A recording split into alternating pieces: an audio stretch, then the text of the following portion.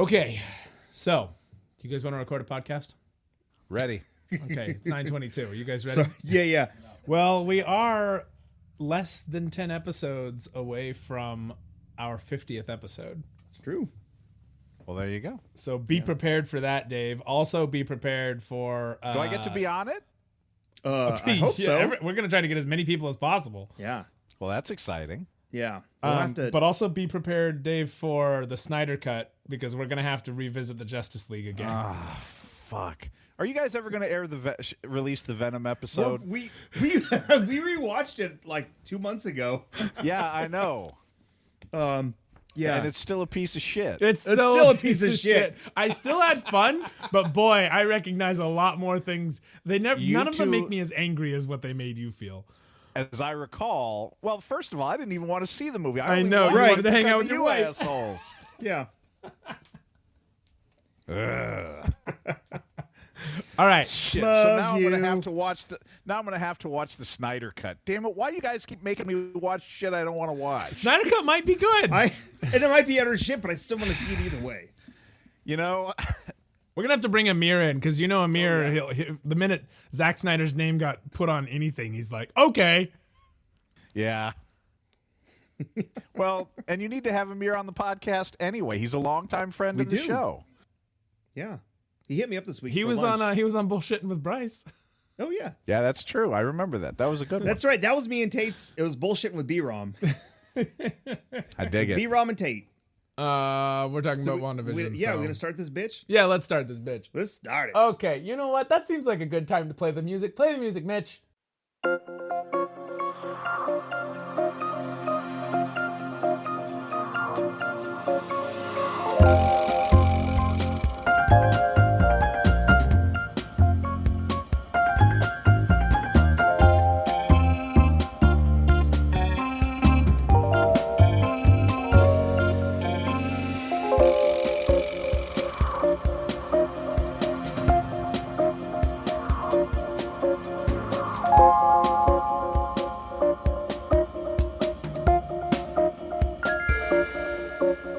We're back. Hello, ladies and gentlemen. How are you? I'm How's great. your How day? are I'm Oh, you're talking to well. everybody else, not me. Okay. I'm also talking to our listener who is listening to this. Hello, listener. How are you? How's everything going? Good. Okay. Nice. So, Good to hear. my question that I'm posing to everyone listening right now, what the fuck is going on with WandaVision? Good stuff all around. So much good stuff. So, WandaVision has been getting crazier and crazier and crazier and crazier.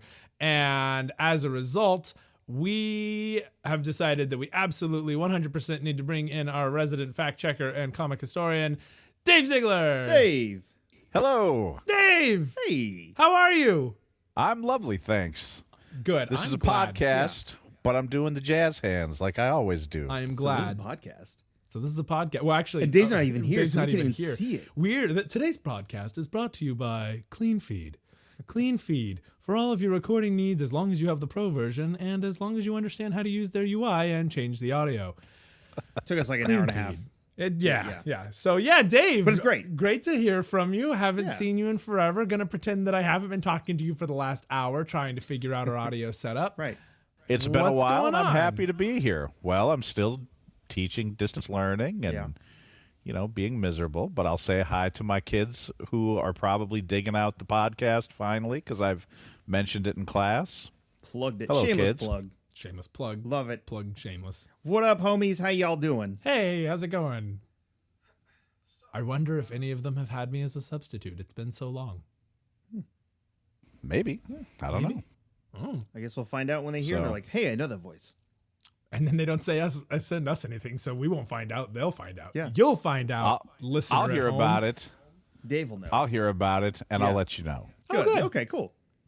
Anyway, Dave, what's going on with you? Well, I'm doing this distance learning thing, and, I hate it. As most teachers. Yeah. Well, I was talking to my work wife, and I made the observation that my teaching style isn't really suited for television, but more for live theater. I like that. That's fair. Okay. And she's like, Yeah, that's actually a perfect description of your teaching style. So, I sit in my chair for 6 hours a day, and I talk to 30 little name tags at a time because nobody has their cameras on. Rude. Which, well, I get it. I guess on some level I understand because, maybe you don't want to put your living situation on blast to all these strangers that you've, Yep. And I also so know kids. there are a lot of kids who log in and then go back to bed or go play video games, which I understand because I've got like 3 different Pokemon games going right now. Oh, and there's exciting times. Woo, yes. Make sure you have me on for the Pokemon episode. Oh, for you sure. know it. For sure. We're at the 25th anniversary of Pokemon right now. Yeah, we are. At the time Today, of as recording we this. recorded, in fact, yes. Excited for the Yeah, things. happy birthday, Pokemon. Yes, yes. That's a whole nother podcast. Boy, is it ever. Yeah. Maybe we'll get Ted on that too. He's the one that got me into Pokemon back in the day. So, WandaVision though. WandaVision. Oh my gosh. So WandaVision. obviously we're WandaVision. I think what we're gonna do with this episode is we're not gonna go super into the show itself, but more on the lore, the backstory, the comics. Yeah. But next time we definitely want to go more in because we have 1 or 2 episodes left. Of One WandaVision? episode left. I think we only have one left. One left. Yeah. One left. Am I going to be on that one too? Oh, yeah, For you better sure, believe it. for sure. We'll follow up. Yes. So Awesome. with WandaVision, I think a few things for our audience. If you haven't watched WandaVision yet, it's on Disney Plus, and if you don't have Disney Plus, someone you know does, and they can give you their login code. Yeah, just like you do with Netflix or Hulu. Yeah, or let's Peacock be real or here. eventually, you're gonna watch it, and the if you Paramount don't Plus. have Disney Plus and you haven't had Disney Plus yet, that means you're also missing out on Mandalorian and Clone Wars season 7, which means you are really missing out. But I get it if you want to stick it to the man. That's fine. it's fine. But So- watch the show we worked on though. Yeah. It's great. It's called The Mandalorian. If you hadn't heard of it. Yeah. Anyway, so WandaVision, for those of you who don't care about spoiling it, is a show that takes place in the Marvel Cinematic Universe. It is like officially in the Marvel Cinematic Universe. It's Yep. not part of like Agents of S.H.I.E.L.D. or the Daredevil universe or any of those that Netflixy are stuff and- semi-related, but possibly not.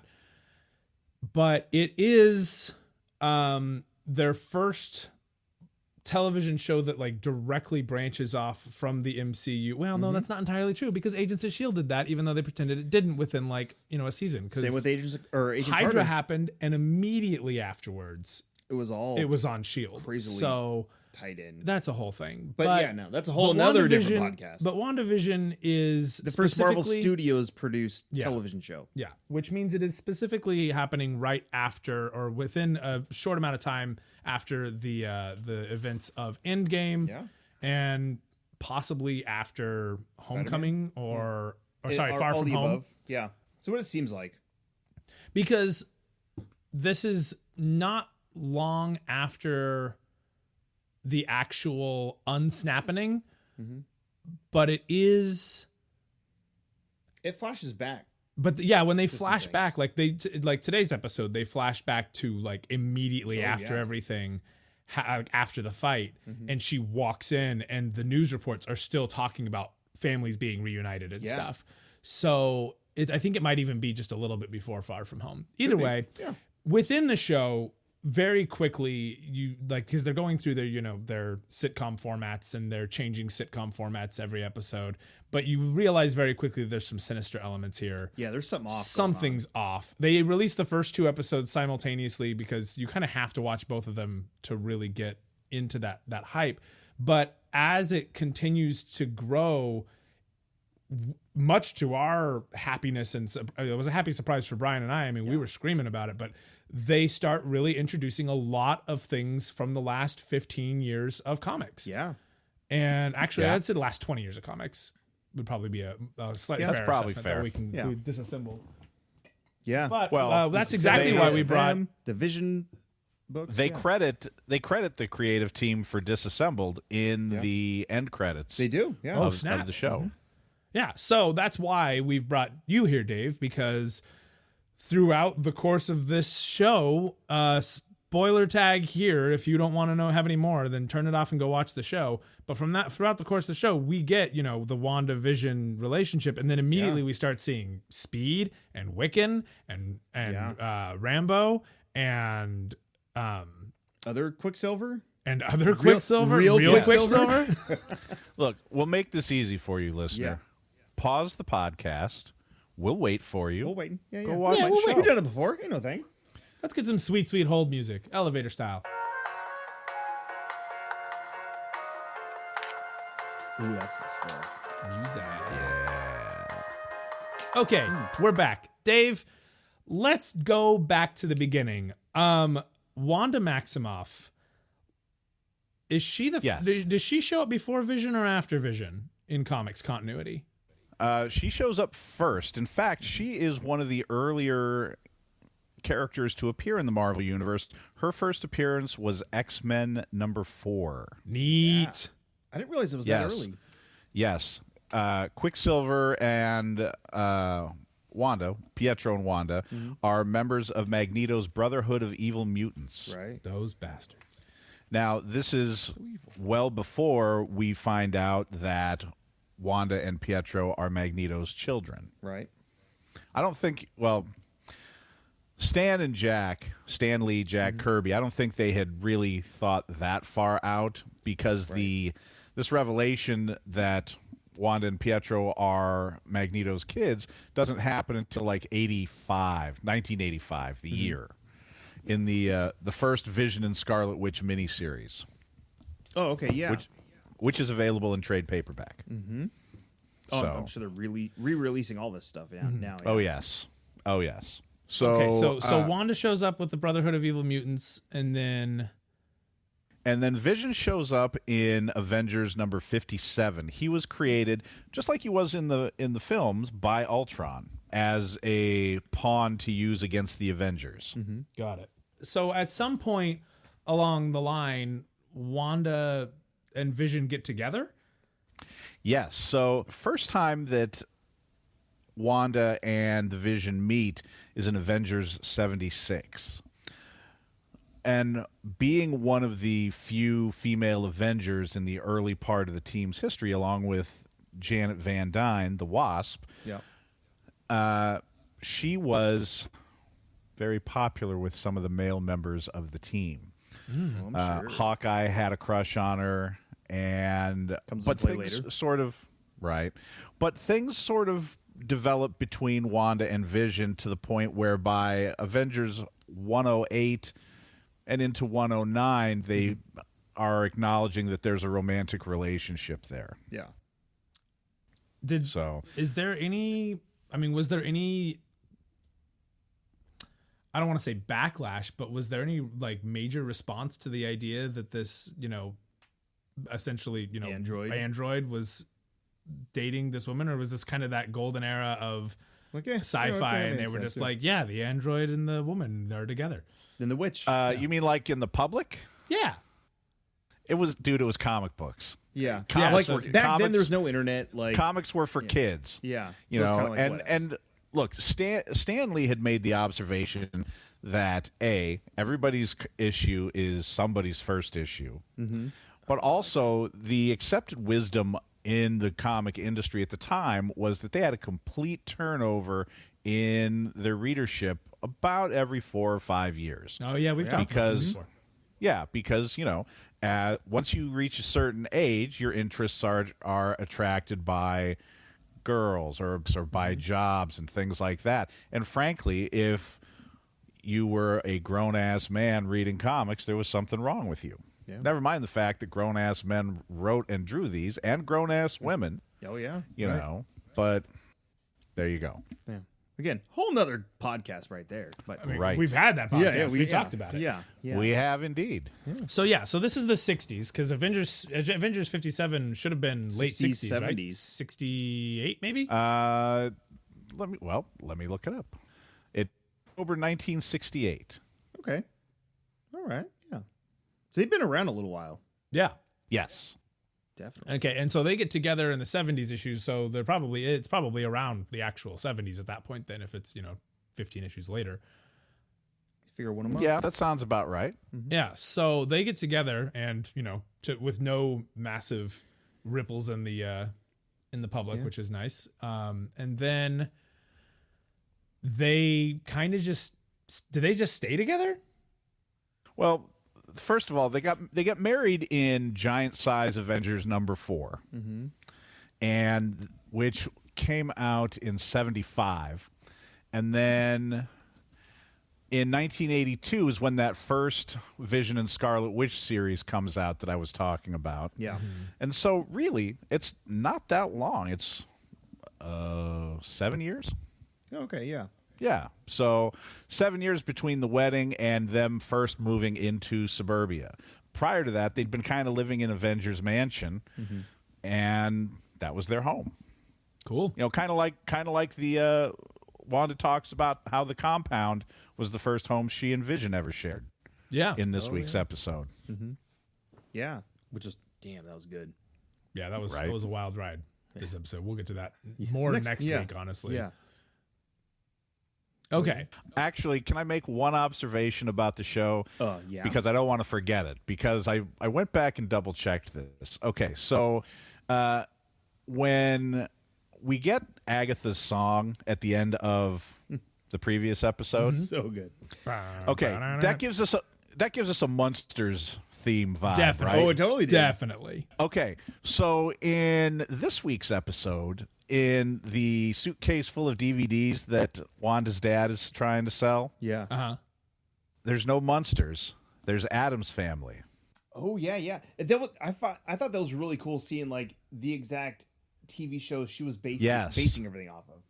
It's funny because when Charlotte and I were watching the first two episodes, during the opening credits from that first episode, I was like, that's just like the Dick Van Dyke opening credits. Right?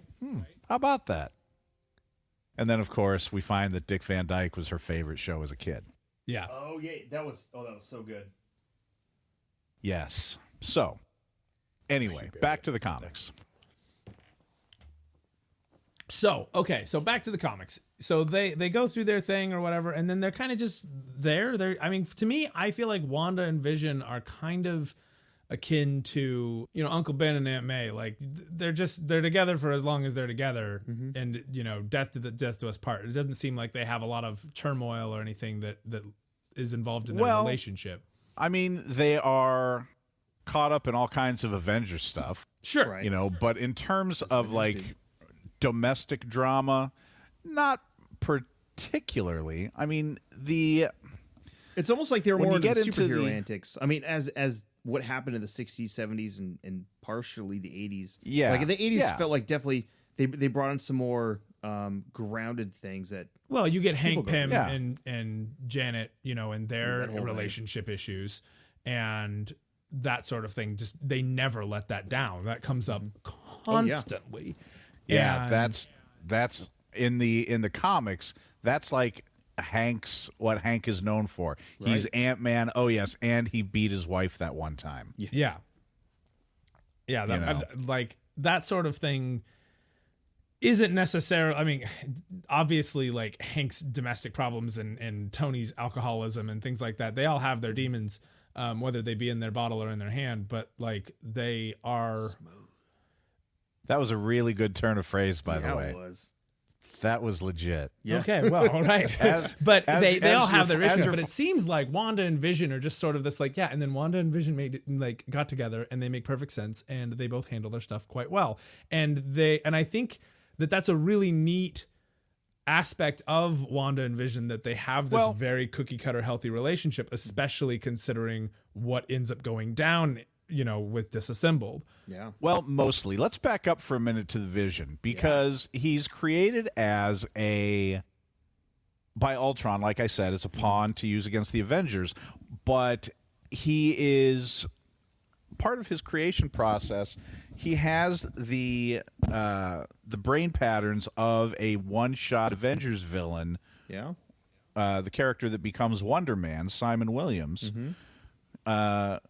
as the So basis this is a for podcast, his. and Bryce's mind was just blown. I just put that together because they won't shut up about Wonder Man and his like relationship to Wanda and how they like work together. And In the comics? in the comics. Yeah, Bryce is still going through some of the a lot of the comics And stuff. Wonder Man's, I don't know what happened, but at some point that guy became just a Kamehameha douche. Yeah, so And- he's in that part of the Bendis era of Avengers, New Avengers. Oh, Yeah, and he's got this just like, I'm not helping you, Avengers suck. Yeah. And Fuck everything up. but they're like, but you have such a strong connection to Wanda, and it didn't even hit that like the brainwave pattern thing is an issue because in comics for me right now, Vision is just some weird version of Kang the Conqueror. Yeah.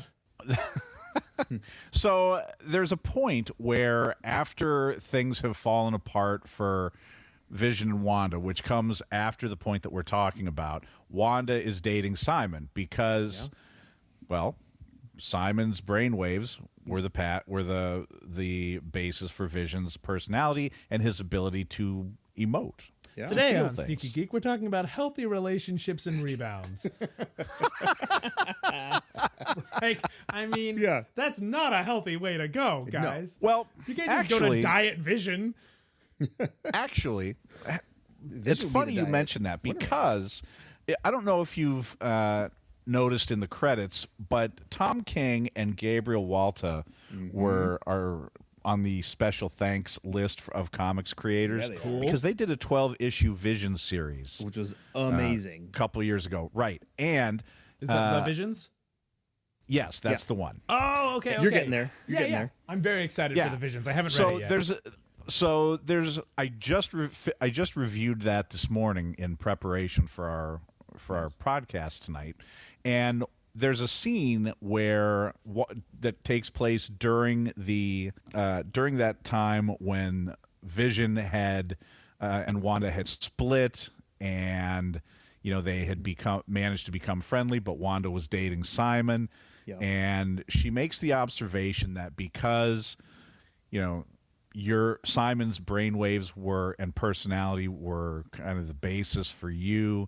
Simon's like you, but not you. And maybe you need to find someone who's like me, but not me. I remember that. And so on. Yeah, Is that there's how some stuff the Visions? So this turmoil you're speaking about is something Yes. within the last 10 years. More so and closer to 10. More like the last 20. Yeah, Well, yeah. okay. Because we're talking about like the Vision Quest and the stuff with the kids and stuff like that. Yeah. So, which we'll get to. Definitely, yeah. And the stuff more recently, because they haven't been together as a couple since before Avengers Disassembled, and that was 03, 04? Yeah, 1989 or so is when the marriage ended. Okay, yeah. Oh, their marriage ended in 89. Mm-hmm. Is that Yes. Is that before or after the children incident? After. Okay. But like right after. Okay. I'm putting timelines together here because this is the one aspect of this because my first like introduction into reading comics for long arcs and over like for during eras and things like that starts with Avengers Disassembled. Because and that's Disassembled at the time was groundbreaking because Marvel didn't really do huge events like that. They did every once in a while. You had your Infinity War, Infinity Crusade, the Gauntlet, like all that kind of stuff. But it never really affected everying in general. I mean, those did too. It buttons up at the end. Yeah, but maybe somebody died. But it brought in kind of the modern era of comic book telling these days. that's when I went to.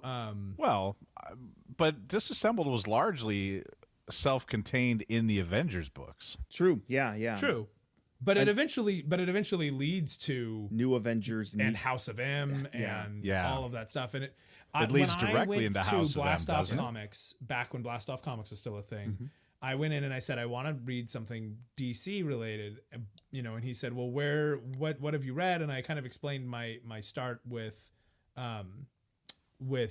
Marvel, and he was like, "Well, if you want kind of the equivalent shakeup of what kind of led to modern was his comparison was Identity Crisis, and Oh, brother. And I know you weren't as keen on that observation, but Identity Crisis is one of my favorite books I think I've ever read, as far as DC Comics it goes. But in like discussing it with him, he very much felt like Disassembled was sort of the kind of character, how do we all relate to each other shakeup, if not their entire, obviously not everybody changes or anything like that, but it's one of those events where it's kind of like, okay, this is what the new normal is. Yeah, I mean, I can see that. I think we've talked about my thoughts on Identity Crisis, so I won't go over. I mean, you gonna tell me that him just falling apart, literally holding her Elastic Man, doing that doesn't just like wreck you just elongated a little bit? Man. Yeah, I mean, it's terrible, but there's so many horrible, dumb storytelling choices. And I say this as someone who has enjoyed a lot of Brad Meltzer's other comic book work. Yeah. Like his run on Green Arrow is one of my favorites with the character. Oh, cool. And I really enjoyed a lot of his run on Justice League. Cool. And you're going to tell me that the Justice League thought it was okay to be mind-wiping people? The sketchy. Yeah. I remember that we've just talked seems, about this before. Yeah. So, we've had a few lunchtime conversations back in the day when the world was normal. Back when we could still have lunchtime conversations. Yeah. Right. But, that's off topic for this podcast. Yeah. So, I mean, speaking of mind wiping, that kind of brings us back around to what eventually happened with Wanda. I mean, we can take it back a little bit further with the kids before we stuff. get into the breakup that leads to all that too much further, I would like to kind of talk about this kids situation then. Yeah, so let's talk about the kids. So, the initial Vision Scarlet Witch miniseries was a 4-issue story, and it sold well enough that they decided to do a second one 2 years later. This was a 12-issue story, and at the end of the story, Wanda gives birth to twin boys that she conceived with Vision through use of magic. And we can introduce Agatha here, or we can talk about her later, as you prefer. Well, when you say introduced with magic, I mean, we're not talking about like, I mean, are they sleeping together? Introduced with magic? Did they build this? If you're asking me if they are having intimate relations, I mean, that I feel like that's strongly implied. But obviously, as a synthetic human, he's not going to be able to get Wanda pregnant. Right. So, magic semen. Magic. I don't think I said semen. Synthetic. Just magic. I'm sorry, but there's a lot of questions I have about the genetics of these children. Like, is she pulling DNA, quote unquote DNA? Is she writing DNA to accommodate I don't know Vision? how else, Shaba. I don't know how else to say this, so I will say this slowly. Magic. Look, man, magic has rules. There has to be some explanation. Did she take are these children just like what she assumes Vision's kids will look like if they were, if he were human? My dude, it was the 80s. I know, man. The 80s. It was a wild time for everybody, especially for Vision and Wanda. Yeah. Okay, so she makes kids with magic. Right. And the nanny is Agatha Harkness. Mm-hmm. Aha. Okay. Now's a good time to talk about Agatha. Oh, yeah. Because Agatha doesn't just sort of appear out of nowhere, metaphorically speaking. Mm-hmm. She has a history with Wanda. Yeah, she's been around. She was their teacher? She was Wanda's teacher, her magic tutor, if you will. Yeah. That kind of started in Avengers 128. Okay, Agatha originally appears with the Fantastic Four. Wow. So she was a Fantastic Four adjacent character. She first shows up in Fantastic Four number 94, and she was Franklin Richards' nanny initially. Oh. Really? Yeah. She's just dealing with all sorts of hyper powerful people. Mm-hmm. Yes. Well, and turns out she's a witch. Big surprise. Yep.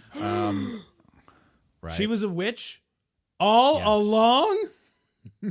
Cue the music. Who's been messing up everything? It's been Agatha all along. So she gets a nanny for her children. Right. Are they growing at Well- normal children rates, or well, are they growing hyper here's the fast? deal. She's not their first nanny. Because Wanda can't just summon Agatha like at will, because Agatha's got a life too, I guess. A witch I life. guess. Yeah. Anyway, but there's some concerns because the kids just sort of disappear from time to time. Like their first governess freaks right the hell out because she's like, I was giving them their bath. I turned to get the towels, and I turned back around, and they're gone.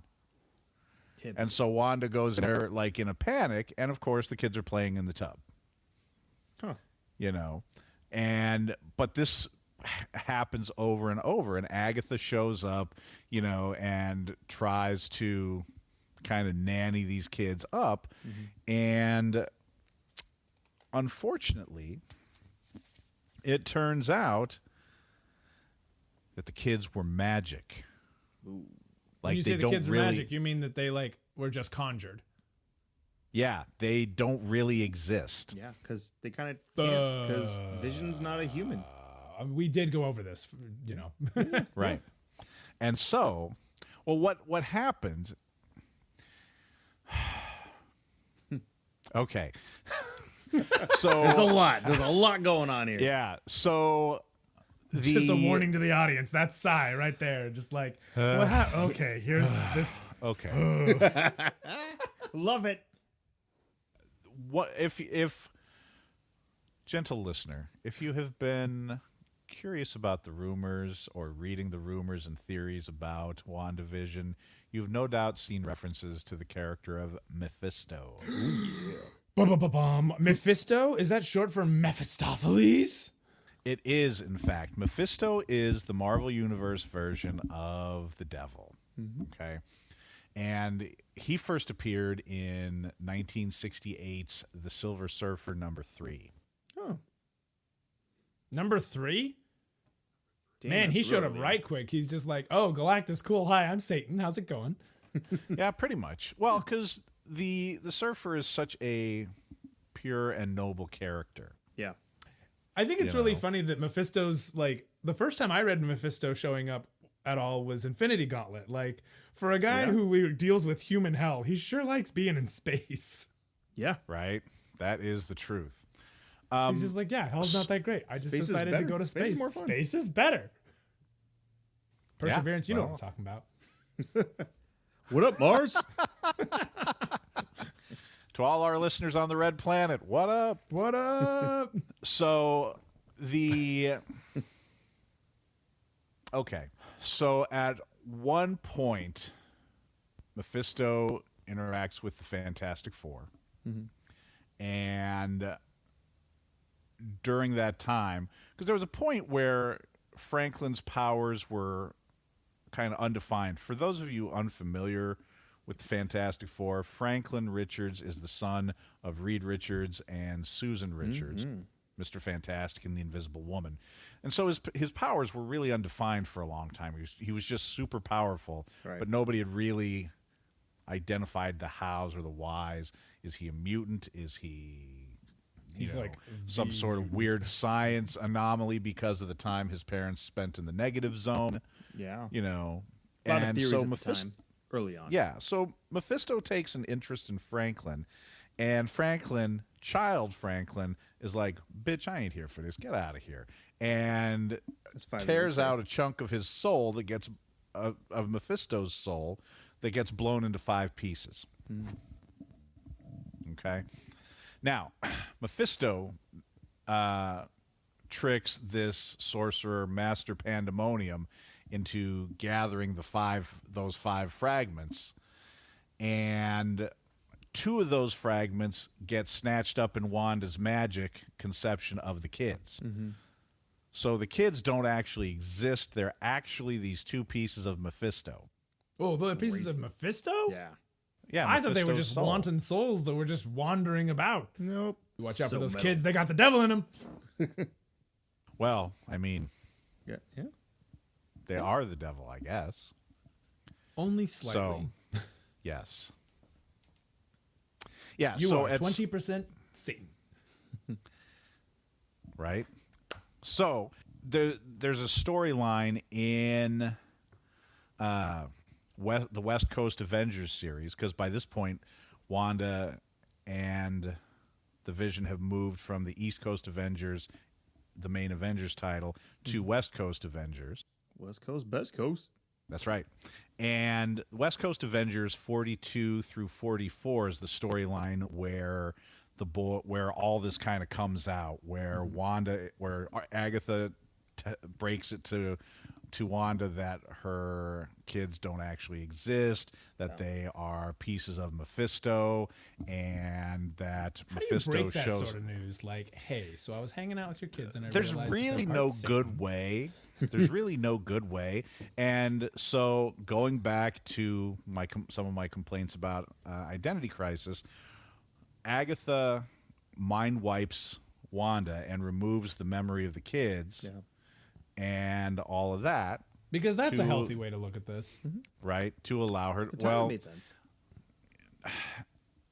You got to understand that at this point, the idea of mental and emotional health was pretty barbaric, actually. Right. I think that's why Disassembled is such a groundbreaking like change in things, because they are kind of addressing a mental health crisis. This is a mental breakdown. Yeah, Yeah. yeah, With a about super the kids, power person. Yeah. right? Oh yeah. And I mean, that makes the so- way for things like the Sentry and stuff like that. I mean, and of course, this all starts with like the Silver Age, with, my ward is a drug addict, but Yeah, like it's interesting that we're like, okay, we're going to have a real conversation about drugs. And then like 20 years later, they're like, she lost her children, take away her memories so that she can just not have to worry about that grief. Like well, and two steps the forward, part one of, step back. Part of the problem is you got a bunch of white dudes writing stories about, about women. Yeah. And I Quite feel new. like as for all the cool stuff that John Byrne does with some of the female characters that he's written, this was not one of his high points. No. And kind of in the next set of issues, the next storyline, the Vision is basically stolen by the U.S. government, Right. taken apart, kind of like what we saw in WandaVision. Yep. And Yeah. when they put him back together and power him back up, he is chalk white. Yeah. This is And- the white vision that we're talking about. So Yeah. Which Scooter had some and- questions about. He was texting me about today, so I'm glad we're addressing this right now. Pay attention, Scooter. This is all like, for the you. first time I saw White Vision was on a Super Nintendo game called Captain America and the Avengers. And I'm like, oh, who's Yeah. this white guy? And then I see it and it's Vision. And I was Captain just like, Honky. what the hell happened? Do I get nothing for that? I didn't Nothing hear for you. One Captain more Hon- time. Captain Honky. Oh, yeah. What's up with Captain Honky over here? Thank you.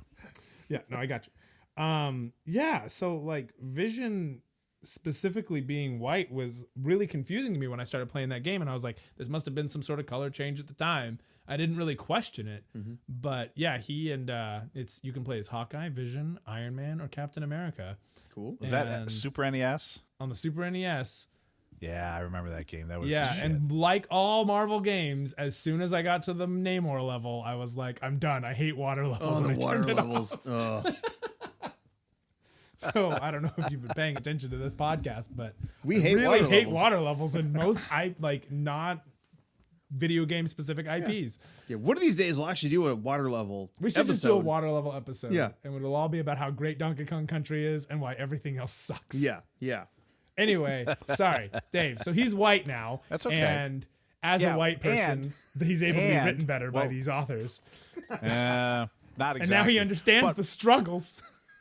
part of the damage done in the dismantling and reassembling process is that his original brain patterns and all the stuff that allowed him to feel and to emote and to have this relationship is gone. Yep. Actually, I got my issues out of order. I'm sorry.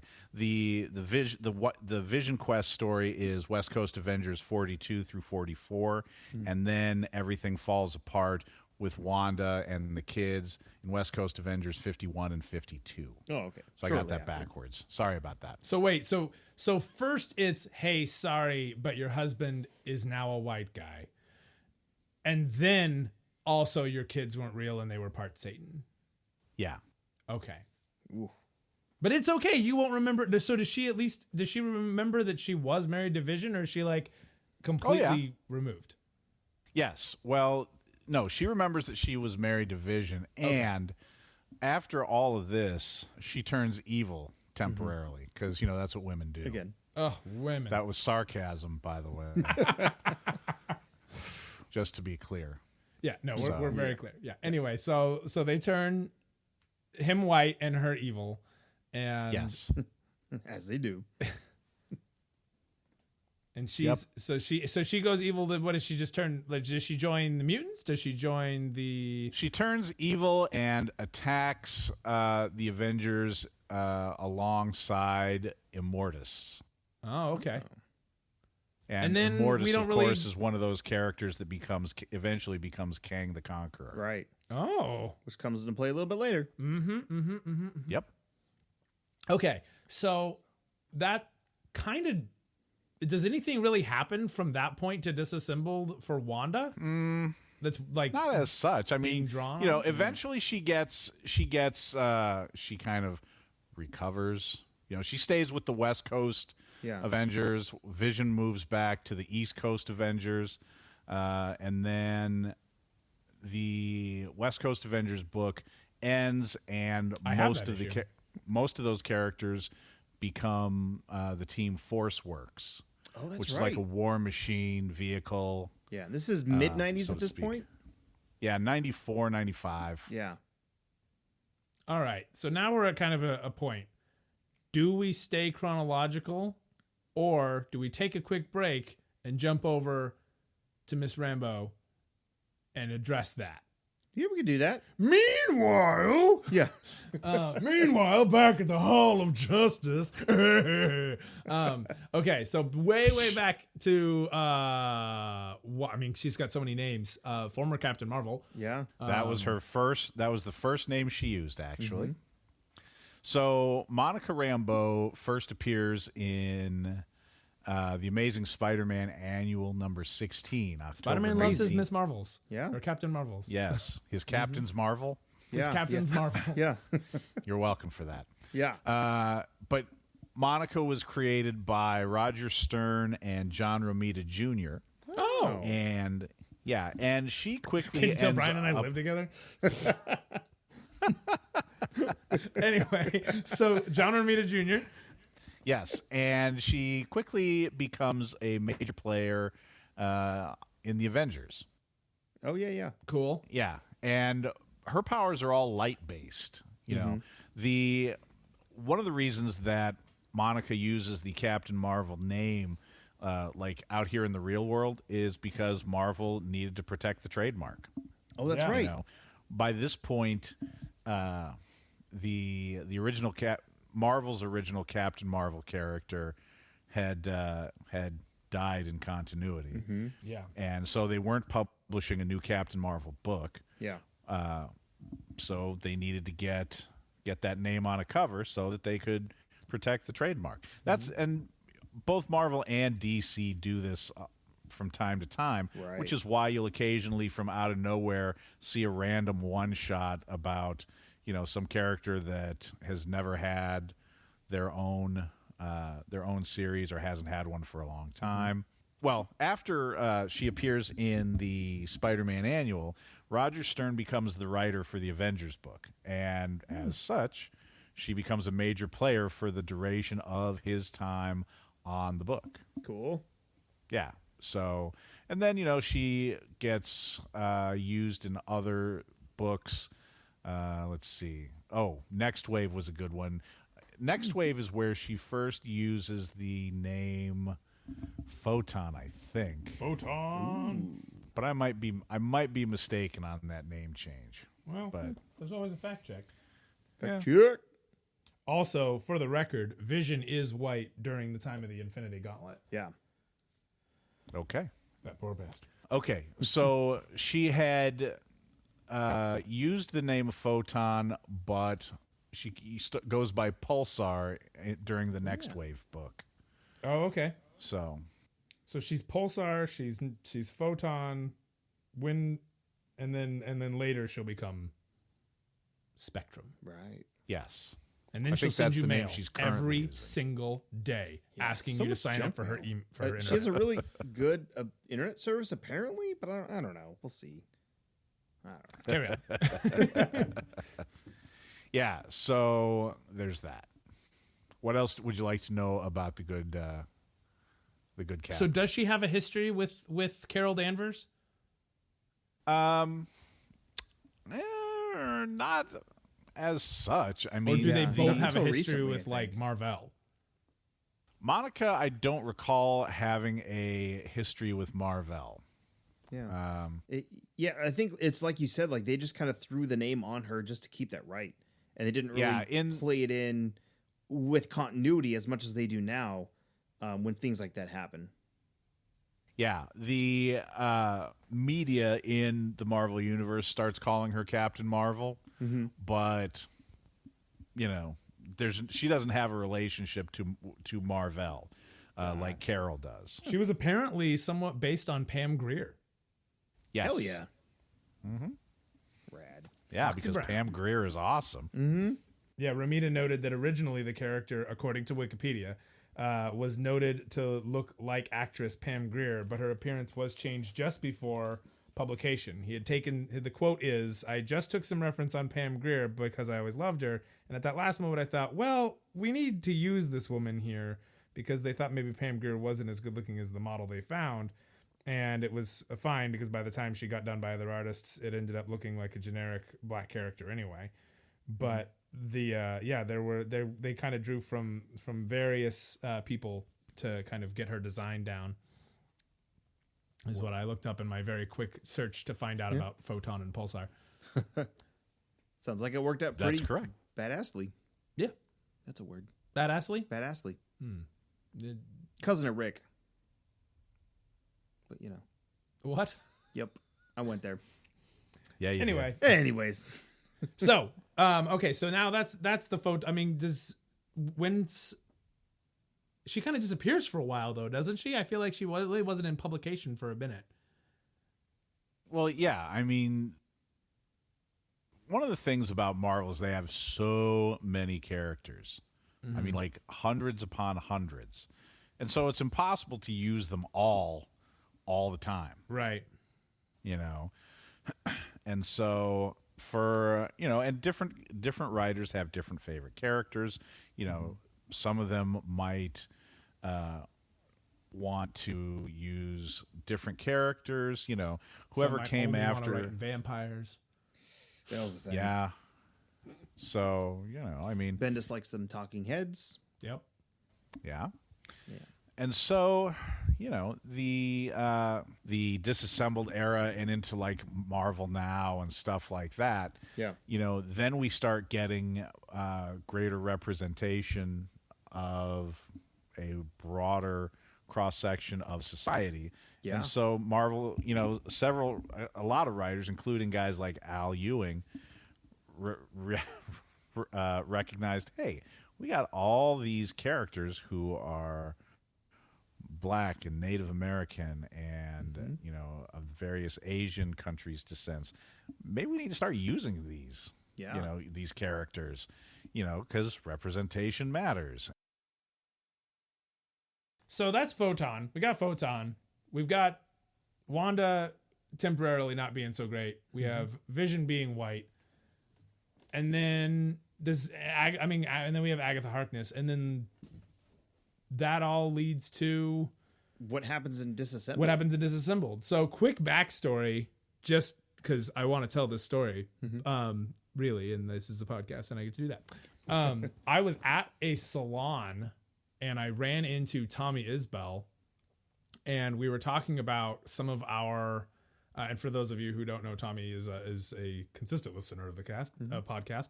Longtime friend of both of And us. yeah, we've both known. I've known Tommy since my freshman year of high school. I Former met him sophomore year. Former of high school. student of mine. Yeah. Yeah. And What up, Tommy? What up, Tommy? Hi, Tommy. And Tommy was telling me about some stuff that he was reading, and I started asking Brian about it, and he was like, "Well, but you also need to know this, and well, then there's this." And Brian and I weren't super close at the time. Yeah, this is when we first really met and started hanging out. Yeah. With friends of friends. Yeah, but I was talking to Brian because I knew Brian was kind of the comic guy, and he was like, "Well, I guess if you're gonna read Civil War, I feel like you kind of gotta jump back Take a it little back. bit." And so he lends me the Disassembled trade and the Breakout trade. Yeah. New Avengers. Trade the paperback Breakout. for anybody who doesn't know otherwise. It's collections of story arcs. arcs. And Disassembled was my first real, because I mean I went to comic book shops with Dave on forensics trips. Hell yeah. We'd be on our way back from the trip and be like, "Hold on, I gotta stop at There's this a comic shop over book." here. It's legit. So we pull up This the is van true. and go in and look. It's true. And we would go to comic shops, but in high school I was a manga guy. Like that's what I read. I read manga that my friends lent me. I didn't really do a whole lot in the way of comic books. I had some X-Baby comics when I was a kid, and I had a few Spider-Man, and I loved the movies. I loved video games and TV shows. TV shows. I watched Cartoons. Spider-Man all the time. I watched X-Men all the time. I love Batman the animated series. So I watched Superman the animated series. And I watched the Super Friends constantly when I was a kid. I watched those growing up, yeah. Although, to be I fair, also be love fair. Super Friends. Birdman was my actual favorite superhero, but that wasn't, until I was like 5. But when I started reading Disassembled, I jumped in. Like this is my jumping in point. So this is really for me like my first full story arc in a comic book, in an American comic book, really. And I gotta say, it was enough to hook me entirely. Yeah. Because you're like, I need more books. What happens next? Yeah, and I was like, wait, what about happens this? to him? What about happens this? to him? What about happens these to him? teams? What about this guy? Which eventually leads to, going from here's a small stack of books to here's a short box. Here's a long get through box. these. So anyway, Disassembled comes along, and Wanda shows up, and she's pissed. Yeah. Because she remembers that she had kids, because the mind blocks that Agatha put in slowly disappeared. Yeah. So Dave, you want to walk us through that? Well, Wanda shows up and starts tearing shit up. Basically, yeah. First, Jack mean, Hart shows up, Yeah. which is not necessarily relevant to this podcast, but he No. shows up and blows up Avengers Mansion. And Right. it's like I like Jack of Hearts, but that costume was hard to draw. Yeah, it was rough. Looked rough. when I was think about it. I open up this book and I'm like, cool, Avengers Mansion. They live in a mansion. Now I know where they live. Yeah. And then he blows it up. Now I don't know where they live. It's okay. At least the Avengers team's still together. Neither Although did this they. whole arc is called Disassembled, so maybe not. Yeah. So yeah, Ant-Man dies. Hawkeye. Hawkeye Jack of dies. Hearts. Jack of Hearts is already dead, and then he dies a second time, and he's like, "Yo, She-Hulk gets tore up. She-Hulk gets tore up." She-Hulk rips Vision in half. Yeah. Yeah, that wasn't an accident. Tony Stark is drunk out of nowhere. He's just suddenly. But he hasn't had a drink in years. He hasn't had a drink in since Demon in a Bottle. And he is in the middle of talking to the government because he's like the Secretary of Defense or something. And he's just suddenly drunk. Like everyone's lives get upended. And then Wanda shows up and she's like, yo, why didn't anybody tell me that I have magic babies? There's and then. Well, and honestly, I can't remember how this ends. Was this the one that ends with no more mutants? I can go. No. I can do this actually. Yeah, no, You want? yeah. Okay, yeah. Yeah. Why don't you do this part? Because I know the X-Men get involved because Yeah. Wanda and Pietro are kind of in that gray area. Like, are they X-Men characters? Are they Avengers characters? And I would like to talk about that for a hot second. but maybe we should do that next week. Yeah. I I mean, we can talk about lore stuff. how they function together in the comics, but I feel like the larger backstory, like with the real world stuff between the two studios, should wait till next week when we talk more about the series. Yeah, I think so. Okay. Well, here, Gotcha. let me get through Disassembled then. Yeah, So yeah. Wanda shows up and she's like, yo, why didn't anybody tell me that I had babies? And they're all like, Wanda, why is Magic everybody babies. dying? And why are the Skrulls here and the Kree here? And why is Jack of Hearts alive and then blown up? Why'd you kill Scott? Like, Yeah. all of these things go wrong. And then Pietro shows up and he's like, yo, like, I got this. And then a bunch of other, little, what's going to happen now? Are we really a team happens? And then everybody wakes up and the world is perfect again. Magneto is the king of the world. Pietro's at his side. Wanda's at his side. Yeah. There's a team of mutants and Nightcrawler's doing his, like leading this cool team of like mutant enforcers, and Colossus is, alive again and it's fine and everything's A-okay. And then a little kid shows up and is like, boop. And somebody gets their memories back and they're like, wait a minute, this ain't the real world.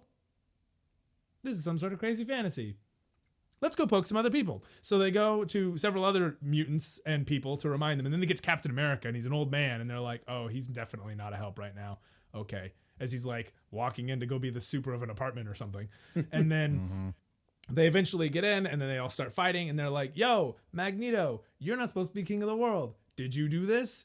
And Magneto's like, no, why are you trying to mess with my shit? I'm And the so they're king. fighting, and this is a podcast, and my arms are flailing around, but they're fighting each other, and then Wanda's like, why do you guys suck so much? Magneto, I literally gave you everything you ever wanted. Mutants are fine, life is good, you're in charge of everything, and you still keep fighting. No more mutants. Yeah.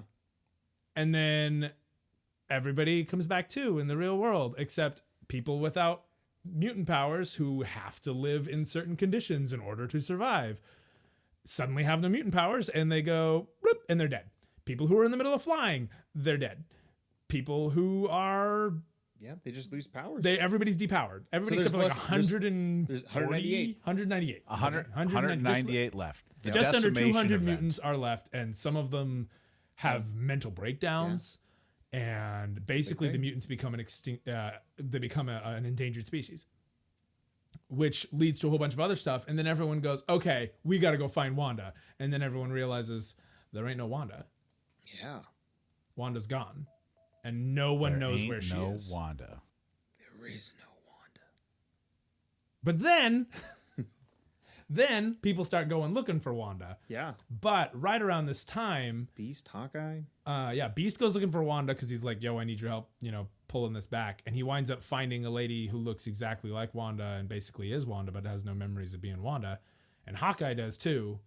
And that all gets explained and kind of meshed together at the end. But this actually leads to one of Brian's favorite arcs.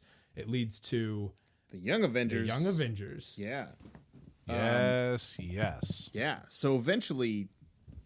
Young Avengers, what issue is that? So Disassembled happens. There are no more Avengers. They break up. And long story short, this team kind of shows up of these random kids with superpowers. They're dealing with just everyday teenager kind of stuff. Kind of coming of age, but with different backgrounds. Time traveler from the future who ends up turning into Iron Lad. Yeah, Iron Lad. Yeah, Iron Lad shows up, and he's Yeah. kind of a sort of Yep. red and silver version of Iron Man. Iron Man / Vision. Yeah, and shenanigans ensue. The sort of normal Avengers typical comes up. So like Iron Man, Captain America's there, but at the same time, the new Avengers start up. So it's Cap, Iron Man, Wolverine, Spider-Man, Luke Cage, Doctor Strange. The Thing, I think, was in there for a hot second.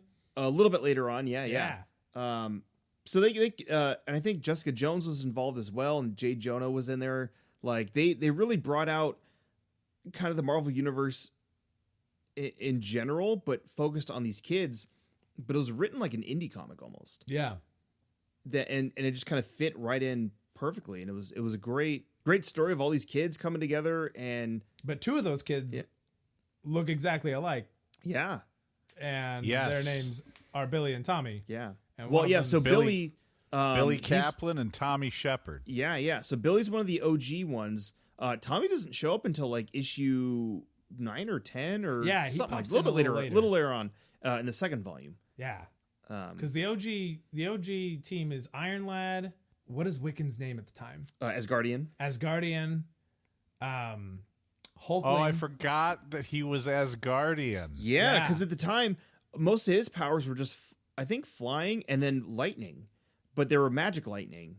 So he's like, I'm going to be an Right. Asgardian. And then he kind of finds out that no, he's actually has magic powers. Yeah. and like Right. hex powers, because they're slowly starting to tie it into Wanda's kids that no longer exist. Well, it turns out him and Tommy are the reincarnated versions of those kids. Yeah, and they look just alike, but Tommy is a speedster. Yeah. And Billy, who changes his name from Asgardian to Wiccan, becomes basically this amazing magic wielder. Yeah.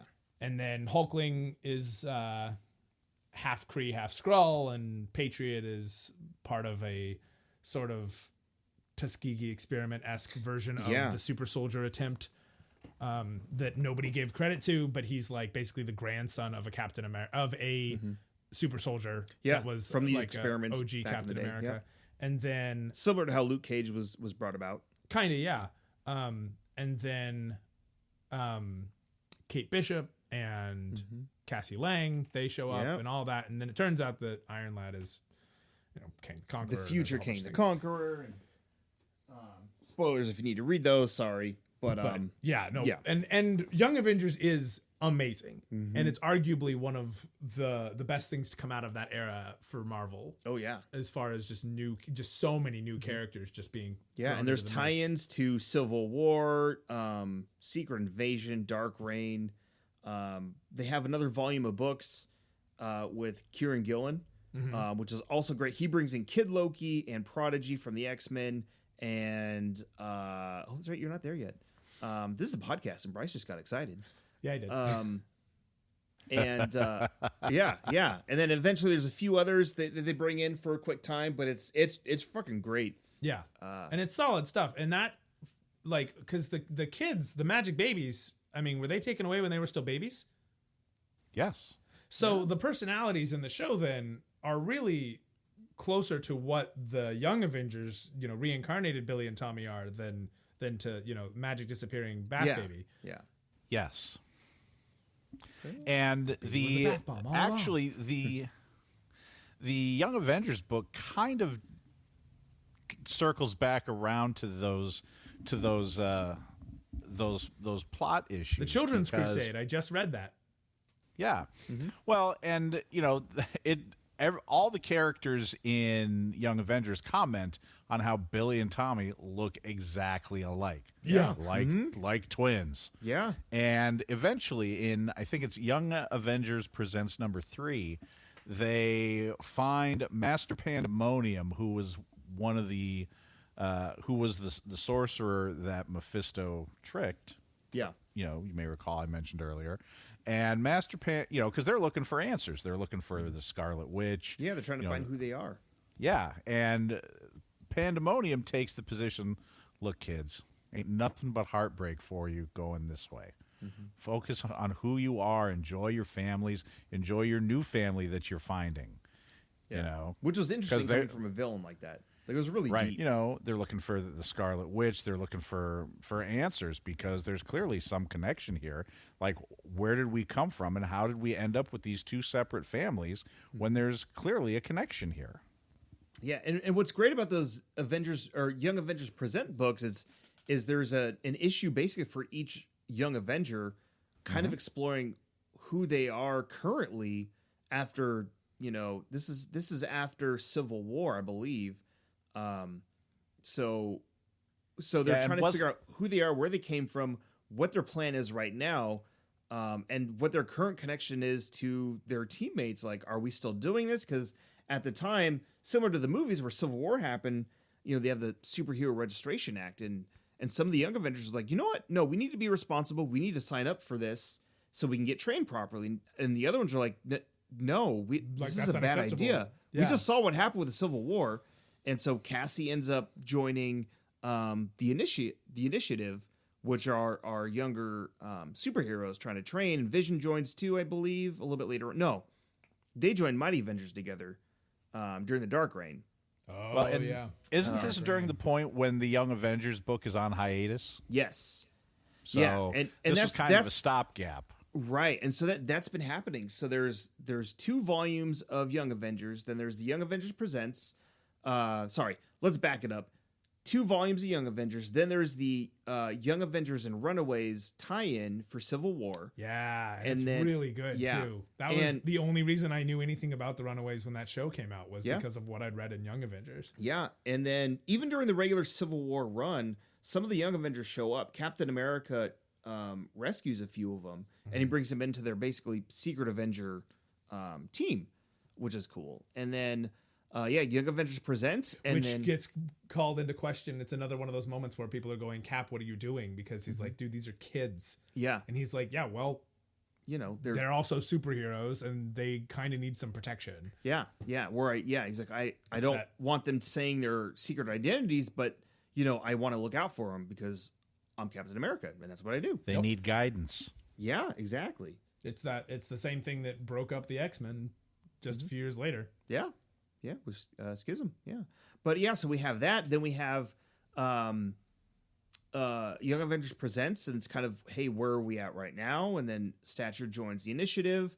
She's in there with all the young heroes, and eventually Dark Reign shows up just after Secret Invasion, and there's a Secret Invasion. And the Dark Reign is an Tie-in? era Yes, of comics. Yeah, so the Dark Reign basically happens after Secret Invasion, and Norman Osborn kind of takes over the Shield, basically. He takes over the Iron Man armor too. Yeah, becomes Iron Patriot. That's where they get Iron Patriot from the comics into the movies and Yeah, Iron Man because Norman gets that position after the Secret Invasion. 3.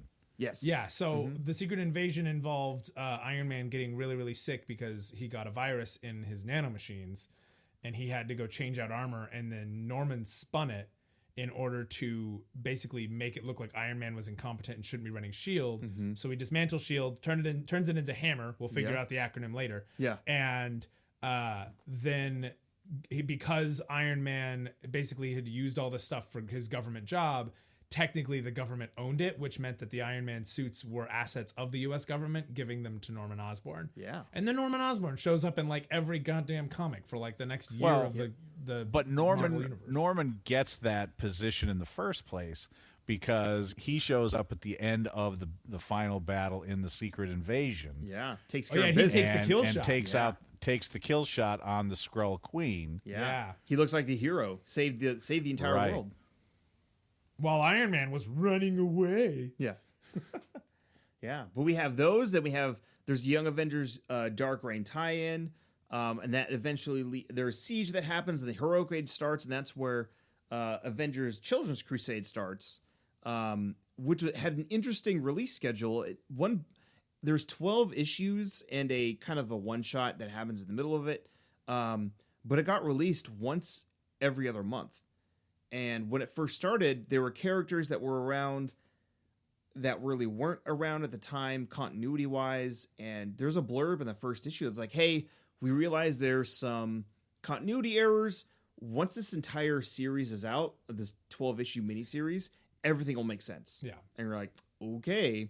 And it did. Yeah. And it was freaking great. Yeah, and in that time, during that book, that's when Wiccan and Speed get together with the Young Avengers, and They go on a search and they for go look for. Wanda. They get together with Magneto because Magneto, Pietro, Hawkeye, and Beast have all looked for Wanda with no success. Hawkeye and Beast have at least found her, but she has no memory. And then they find out that Wanda was a Doombot, and then Hawkeye's like, "Oh my god, I might have had sex with a Doombot." Yeah.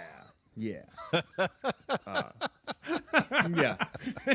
And I think, Well, I think it's Jessica Jones who like points it out. She's like, "Are you fucking kidding me?" Yeah. So I don't want to get too much more into the lore of like current Young Avengers stuff because Bryce is reading it right now and it's going to be a lot of spoilery stuff that he doesn't want to hear. It's also not entirely relevant to what's happening in the show. Yeah. So bringing it back to the show kind of things. Yeah. Yeah, we covered kind of just a quick rundown here. We Yeah. got Wanda and Vision's relationship. the kids. The kids, Billy and Tommy. Wiccan and Speed. We didn't really go into Pietro Yeah, But, that's a like- whole cool because concept. the Pietro that we get in the movie is kick-ass, and and I don't mean he's really super cool. I mean he played kick-ass because honestly, I wasn't really that big of a fan of him. Which is weird because I love him in Kick-Ass and I Great love him in actor. Godzilla. Yeah. Just wasn't really fond of that Pietro, but I was a huge fan of The X-Men Pietro. the X-Men Pietro. God, he's so good. Evan Peters. Evan Peters is fantastic. So, but that does, I mean, we don't need to go too much into the legality of it, but he is a mutant. Mm-hmm. And I was talking to Brian a bit about this earlier about Wanda's powers being, she's magic or whatever. But in Miss Marvel, they eventually come to realize that Kamala Khan's ability to change her size and shape comes from pulling mass from herself in other timelines and in other time, That's weird. like out of time, Really? I don't basically. like that. But And that's whatever. like how she's like basically able to stretch herself is that she's actually like in another time she's shrinking. Some other time later in her life or something like that, and it comes into play at something. So I was thinking about like, That's a horrible idea. right.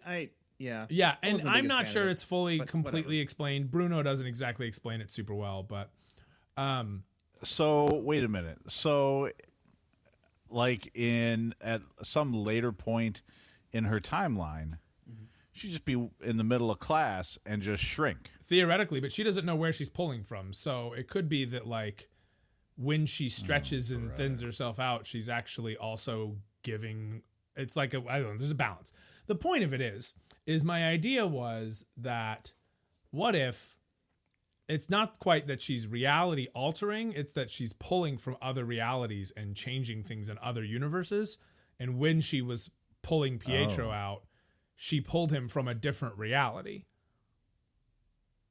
Ah. But now with this last episode, it was kind of revealed that Agatha just kind of like It was revealed that Agatha's controlling him. true. Okay.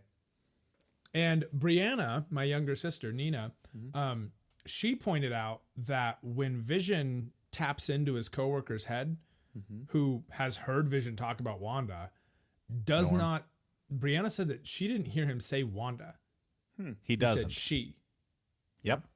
So, who's controlling everybody and how much Yeah. are they controlling? Is this just augmented? Is it, are they being kept in line through hex spells? Or are they being, by Agatha? It sure seems like Agatha's interest in Wanda is more along the lines of, how are you doing this? Yeah. So Which I love that episode. Yeah. We'll get into that next week when we talk about because she the was completely episodes. shocked and surprised. She's like, how the fuck are you doing this? Like, Yeah. I can't do this, and I'm a pretty powerful witch. Like, what are you doing? How did you do it? How did you get this power? And when I was like, I don't know, I'm not doing any of this. And everybody's like, yo, you're totally doing this, dude. Right. Yeah. So, because we got one episode left at this point. Yep. I mean, we'll get to it next week, but no, we're gonna hear just whatever happens in this next episode is gonna be pretty mind blowing until it sets up Doctor Strange 2. Yeah. Electric Boogaloo, yes. Yeah, and it's gonna be great. there are still so many threads in play. I mean, because this episode focused exclusively on Wanda and Agatha. Yeah. With the kind of the mid-credits scene with director Hayward and the White Vision. So where's Darcy? Where's Vision? Where is Wanda? Or sorry, Monica. Yeah, that's what I meant. Where's Jimmy Monica? Because when the last time we saw Monica was at the end of the previous week's episode when she's sneaking around and Pietro puts the grab on her. Yeah.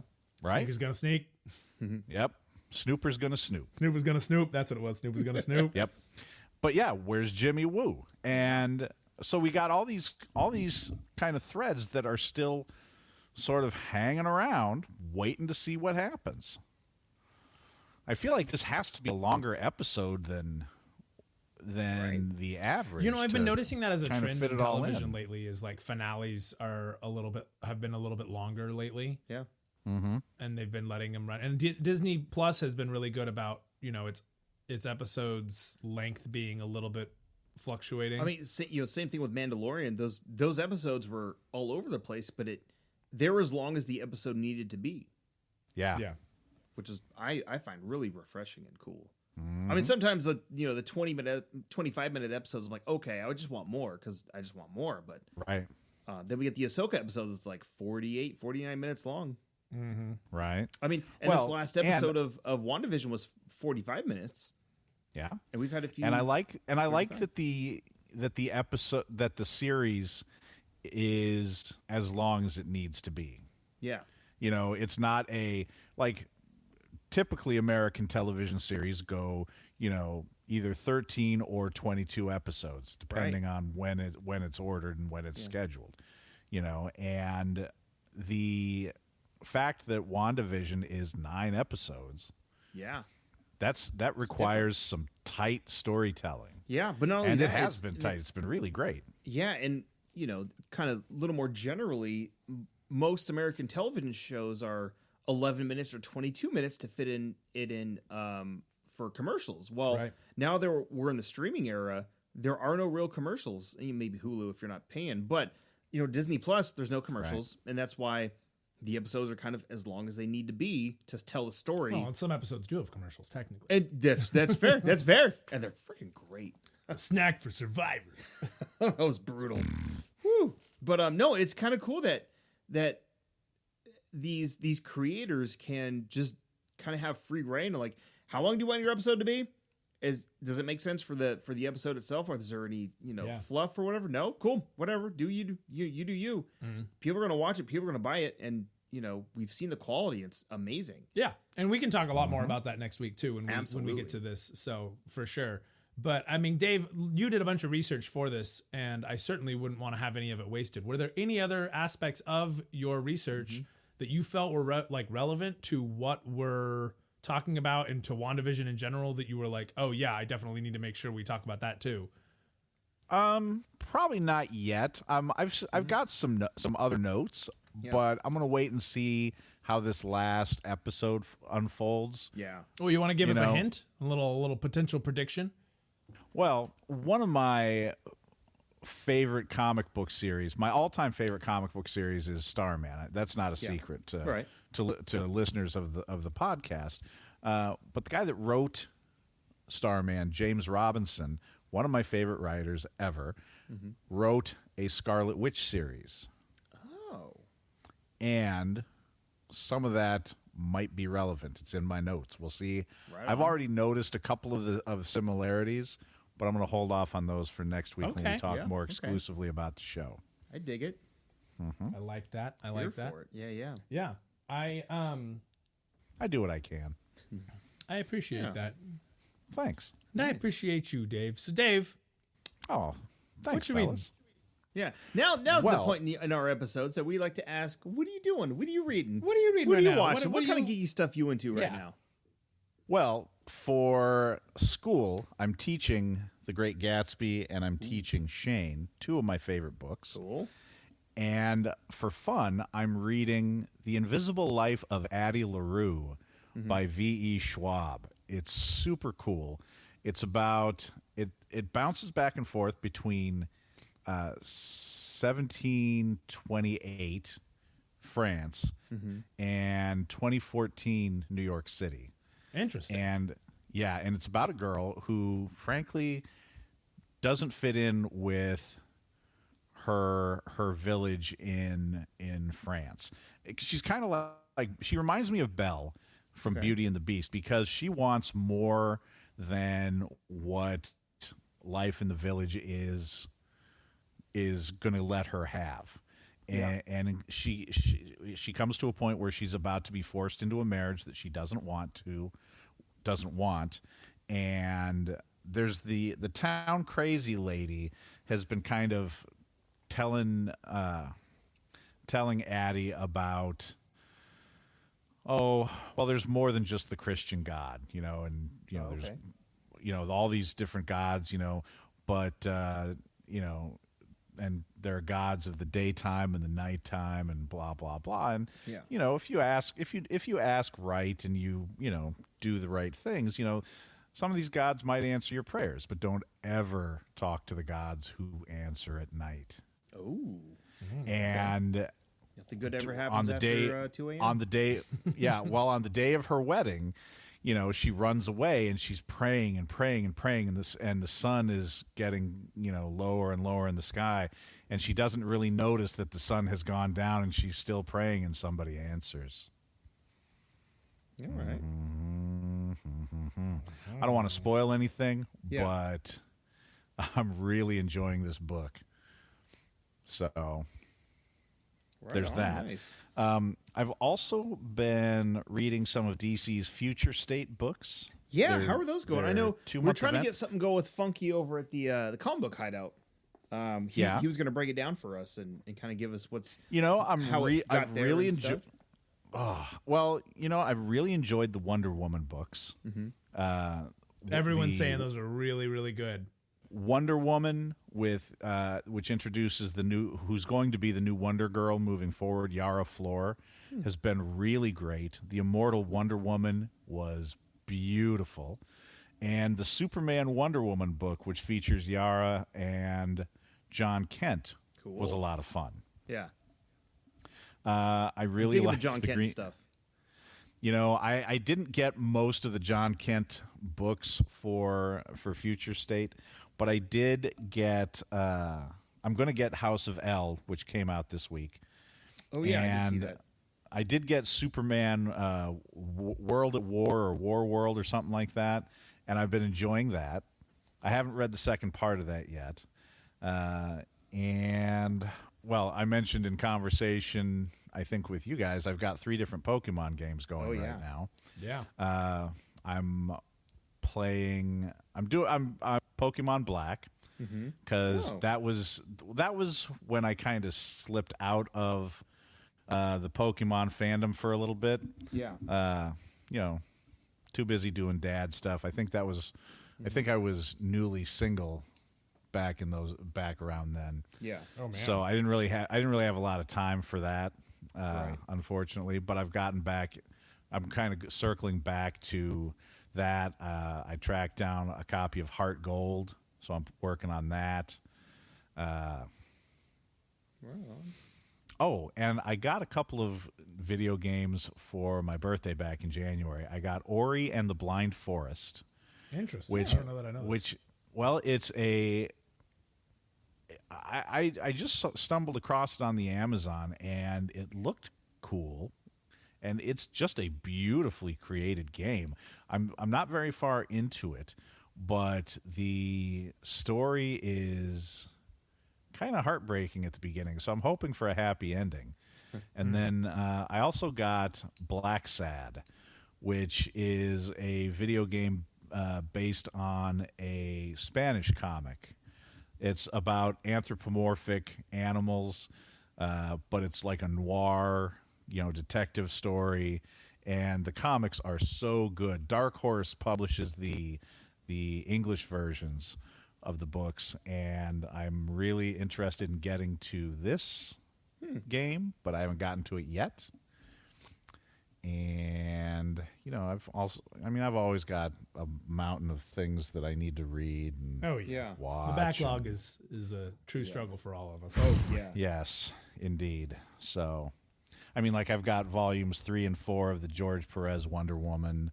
Oh yeah. Yeah, there's a lot to unpack, and Future State's just about to adjust too, so that's going to be like a whole change Future in State is ending. I think this week is the last week. There's one more issue coming out at the end of March. Superman it's versus into Imperious Frontier Lex. Yeah. So on top of your moving on to there. Perez stuff, you're gonna have to also look at all that stuff too. Well, yeah. Oh no. Yeah, right. Oh, and I've the got worst. the 20th anniversary edition of the Promethea books that I still got to go back and read Yeah. from Alan Moore Yeah. and yeah, J.H. yeah. Williams III. Heard good stuff. Oh, Yeah. such beautiful books. So, Very so yeah, nice. that's what I'm doing. Cool. Bryce, what do you got going on these days? Um, you've been doing some work on the comic books. I finally. have. I just finished the Children's Crusade, which I talked about earlier. Yep. And that I'm also kind of closing up a lot of the stuff with X-Men in that same era. Yeah. Just before Schism. No, just after Schism. Oh, just after. Yeah. Yeah, leading up to A versus X. When the X-Men kind of broke up, and then Cyclops went his own way, and then Wolverine went his own way, Yeah. and created their own schools, and yeah. Great so era. so yeah, I've been reading a little of that, and then I've been really enjoying. I was really enjoying the stuff with Venom. Yeah. The Venom book, kind of closing out Agent Venom With Rick Remender's run. Yeah. So I've been reading a lot of that. In current comics, I just read a book, the first issue of a book called Rain Like Hammers, and it's an indie comic, Oh. and it's Who's writing that one? Brandon Graham, I believe. Oh, that dude is always got his work is always worth looking at. Oh yeah. It's super weird, and That's the guy that did King City, right? yeah. Yeah. Yeah, at the end of the book, there's kind of an explanation of how, like, for me, I have a tendency when I read comics, I look at the bubbles, and a lot of what happens in the action is kind of a passing glance sometimes. And in this, there is sort of a blink if you miss it, especially towards the end, as far as what's going on in the actual storyline. And he wrote it based on this particular type of Japanese manga, which is kind of this mixture of slice of life / therapeutic. It's supposed to be calming as a book. It's supposed to, I think they call it a healing manga. I don't remember what the exact word is, but it's this way of writing your comic that reading it itself is supposed to be kind of soothing. And a lot of what they do in the comic is the stuff that you never really write about. And not so much like what happened between adventures, like you might get, Wolverine going and having a drink while he's, before the next call. There's a difference between that and this, in that, a lot of what is he eating, what's he watching on TV, what's the commute like to his work, did the vending machine work today, and it's this really kind of strange dystopian moving cities kind of thing on this distant planet. And the cities are named, one of them's Kangaroo, one of them's Possum, and a possum goes offline. And so they have to worry about getting that, back running. And they even make the opossum, they're like, a possum's always going offline. They're fine. So all the cities converge because they're like, why isn't a possum coming back online? And they see that something has gone through and wrecked this whole city. And then he goes home and he watches his favorite show, and you get the sense that there is a big, crazy thing happening in this story, but what you are really dealing with is much more of kind of just his day-to-day life. And it talks about how he thinks his coworker's cute and stuff like that.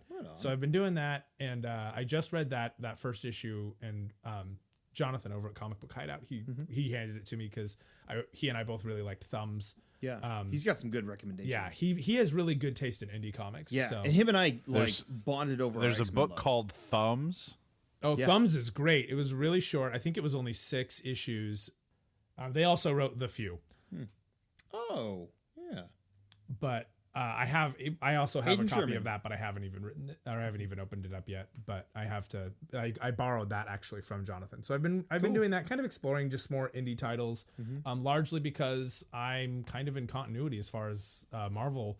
I'm trying not to dig too deep into stories that I know I'm going to eventually get to, and I'm Because you're catching up to the point where things you read now might spoil what you're catching up on. Yeah, and I'm kind of a binger when it comes Yeah. to comics. I go through phases where I won't touch more than an issue or two at a time, and then suddenly I'm For weeks. dealing with the stack. Oh yeah. And I've been doing that, and then in games, I've been playing. I actually decided with you playing Assassin's Creed Valhalla, I've decided that I wanted to start playing Assassin's Creed Rogue finally, which it's such a strange concept because it takes place after the most recent 2 games that I played, but before a game that I played long ago, but technically after all of them because there's 2 timelines. That's very it's timey-wimey. very timey-wimey and confusing, and yeah. So I've been reading that basically, and then I've been doing a ton of yoga. Oh yeah. But Yeah, how's that working out? I'm very flexible compared to what I was 6 months ago. I'm at the end of my master's program, but I still got to get my, financial aid and have my units to a certain level. So I needed to beef up my schedule. So I tossed in yoga, and now I do it. And I do it 2-3 times a week now. And I'm actually, helping out lead class and stuff. Mm-hmm. Oh, interesting. Yeah. So, I haven't been doing a ton of reading into that. I read a bunch of autobiography of a yogi in the last 2 months ago or so. Mm-hmm. But in recent time, the only novel that I've been reading has been Endurance, which is the story of the 1914 expedition to cross Antarctica, which did not go well. The ship gets a major windstorm happens, and it shoves the ice sheet into the ship, and it's not breaking through anymore, and it starts crushing the ship. Ooh. And it opens. The prose this guy writes with is amazing. It's kind of the definitive story version of that story, and it's entirely based on interviews that he had with all the crew members who were involved. But this guy takes them all off the ship, and then they hike out of Antarctica basically, but they have to get to the pole because the pole is where a supply shipment is being dropped from the other side, and they're supposed to get the supply shipment and then keep going, and now they've got to hike it. Cool. So yeah, I've been reading that. It's been pretty good. And then that sounds horrible. Not the book. That sounds interesting, but just the actual experience sounds horrible. Oh yeah, and there's it's a bunch of scientists and stuff, but it's all 1914. It's funny, the day they shipped out, they got the blessing from the king, and he came and like they came to him, they wished him well, and then he's like, cool, I got to go declare war on Germany now, and ducks out because it was like the end of the July crisis is right when he ships out, and he's like, there was no fanfare at this point. We had to make it across the continent because the world was going to need hope, because Austria, Hungary, and Serbia were at war. Germany and France were now at war. And by the time we left, so were England and Germany. Yeesh. Yeah, so that's kind of where I'm at there. And then, I've always got a giant backlog of video games and stuff that I just kind of plug away at late at night when I, as we do, decide I want to do something like that. But yeah. And then I've been I've been watching a ton of Mobile Suit Gundam from 1978. Oh, I started Neon Genesis Evangelion. Oh boy, nice. you're in. Mitch Thompson's gonna be so excited to hear this. Yeah. Well, I started watching it with Mo because we were kicking around and we just kind of didn't have anything better to watch, and Mo has not had time to watch with me lately, and so I've had to wait. But I've managed to fill my time with Hilda. Have you guys watched Hilda? I love Hilda. Oh my god, I love Hilda so much. I haven't finished season 2. I have the finale. I'm still on season 1. I'm still on season 1. Yeah, I've seen a few episodes here and there, and it's great. I think I just finished the Great Raven episode. Oh my god. Okay, yeah, I watched that one. I just love this little cartoon. It is fucking adorable. Right? It really is. Yeah. But really well written. It's really well written. It does have novels and comics. It does? Yeah. No. And it's interesting. I just flipped through one of the novels, and it was like 3 episodes of season 2 all intertwined into one instead of separated as adventures. Yeah. So they've done a really good job adapting it for each episode to kind of stand alone a little bit. But man, that show has brought me to tears more than once. Yeah. Both it's true. It's just the heartwarmingness of it all, but also sometimes, it gets crazy. A little dark. Yeah. It gets crazy. It's so cool. Yeah. Oh, I love Hilda so much. Yes. I don't know if, like I said, I'm only partway through season 1, but I felt like, as much as I liked it, I felt like things got wrapped up awfully quick. And so I'm kind of wondering if we're going to revisit some of these things. In You know, what regard? Well, like the Giants, for example. You know, I wonder if they have like a long-term. yeah, like story Jurgen, and I can't remember the giantess's name. Oh, yeah. I'm going to call her Kate. That's probably not. That's not her name, but I'm going to call her. Oh that. yeah. Oh, Jurgen and Kate. Classic Kate. But you know, they just sort of leap off, presumably into space, like giants do. And but I feel like that was all wrapped up really fast. I will say like this: that- sometimes things wrap up really fast and they don't really go places, and sometimes there's some really nice payoff later. Okay, fair. So I do like the fact that there's no that there's no explanation for the elves or the trolls or Woodman or any of that stuff. It's just there and very part observant. of this world. thank you. It's unnerving. Right? He's such And a jerk. I know, and yet I'm strangely intrigued. Right? But yeah, I love the world building they do. Yeah. Where there's where it's just an accepted fact that all these things exist. Yeah, it was a really fun. For me, Hilda. I think it's because of its long form, but Hilda was a really nice place to go after Steven Universe for me. I can see that. Makes And I can see that. It's one of those shows that makes me feel so good that at the end of my comprehensive exam, wherein I did nothing but take a test for basically 2 days straight, for my program, I mean, it was like 6 o'clock in the morning. I had woken up at 4 to do the last finishing touches on my last essay, and I finished it and I turned it in, and then I found out there was a problem with the submission because of how it was going, because it was the first time we'd ever done it without handing it in physically. And I was like, I have to stay up, but I want to be calm, so I'm going to turn on Hilda and just rewatch it. Oh, yeah. And I just rewatched season dig 1 it. over again. But I dig it. You're also, so I gotta say, Hilda is by far one of the most makes me feel good and warm and fuzzy inside shows that I have. If you were to ask me what show has made you feel kind of terrible about life, I would say Neon Genesis Evangelion. So that's quite the dichotomy you have there, Dave. Well, I know Shinji that- Ikari that- is definitely no Hilda. Yeah, that kid's got problems. Dude, that kid's a mess. And I'm still not quite sure where this is all going. I mean, I think that's one of the...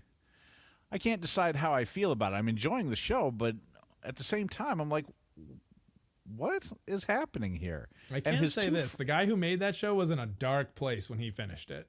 Boy, I don't doubt that. But I mean, there's multiple versions of that show, and they've re-edited it into films, which I don't entirely love some of the timing of it, but there's one of my all-time top 5 favorites in anime ever is in that show.